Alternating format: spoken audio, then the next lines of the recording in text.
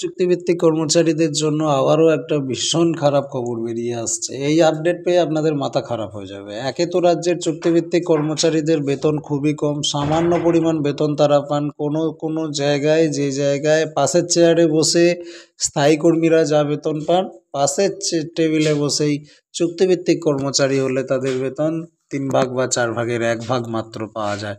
সেই জায়গায় তাদের ওতে সংসার চলে না। সংবিধানের নিয়মও কিন্তু কার্যকরী করে না রাজ্য সরকার। এইভাবে বেতন দেওয়ার অর্থ দাসত্বকে চিনিয়ে দেওয়া। এটা পুরোপুরি সংবিধানের পরিপন্থী। তার সত্ত্বেও রাজ্য সরকার কিছু নিয়ম করে এইরকমভাবে চুক্তিভিত্তিক কর্মচারীদেরকে দিয়ে বেশি পরিমাণ খাটানোর চেষ্টা করেন। কিন্তু এত কম বেতন, সেটাও যদি সময় মতো না পাওয়া যায়, তাহলে চুক্তিভিত্তিক কর্মীদের সংসার চলবে কি করে? স্বাভাবিকভাবেই চোখ থেকে জল বেরিয়ে আসবে।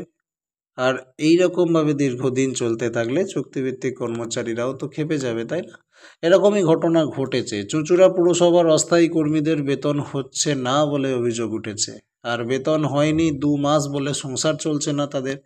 কবে বেতন মিলবে তারও কোনো সদুত্তর নেই পুরসভার কাছে। এবার বেতনের দাবি করে চেয়ারম্যানের দ্বারস্থ হলেন একজন মহিলা স্বাস্থ্যকর্মী।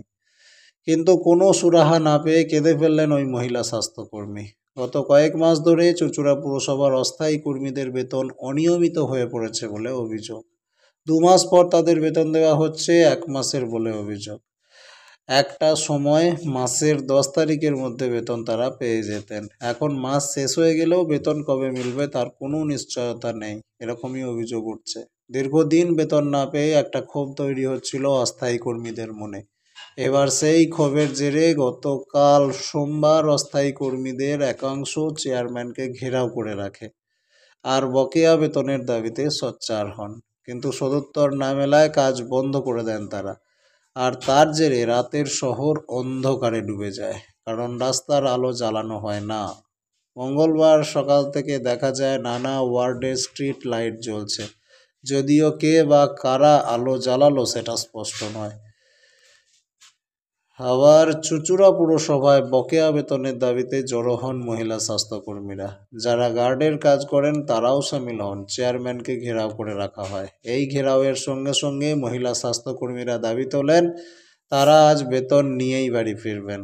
আর স্বাস্থ্যকর্মী গীতা পাল বেতন চাইতে এসে কেঁদে ফেলেন। তিনি বলেন, আমরা 2 মাস ধরে বেতন পাইনি, নভেম্বর মাসও শেষ হতে চললো, কেন বেতন পাচ্ছি না সেটা জানি না।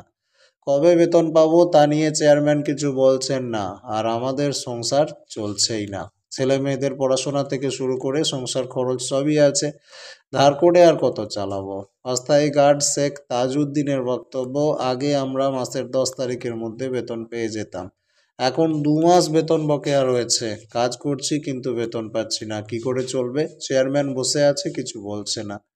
হুগলি চুঁচুড়া পৌরসভায় প্রায় 2,500 অস্থায়ী কর্মী আছে যারা দিনমজুরিতে কাজ করে। গত কয়েক মাস ধরে তাদের বেতন হচ্ছে না বলে অভিযোগ। চুঁচুড়া পুরসভার আয়ের থেকে ব্যয় বেশি হওয়ায় এমনটা ঘটেছে বলে অনেকের মত।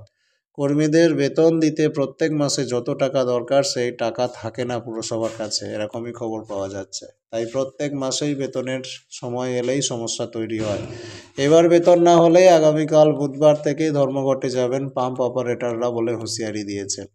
জল সরবরাহ বন্ধ হয়ে যাওয়ার আশঙ্কা। চুঁচুড়া পৌরসভায় অমিত রায়কে চেয়ারম্যান করেছিল তার দল তৃণমূল কংগ্রেস। আর এই পরিস্থিতিতে কিন্তু অস্থায়ী কর্মচারীরা খুবই দুর্দিনের মধ্যে দিন কাটাচ্ছেন।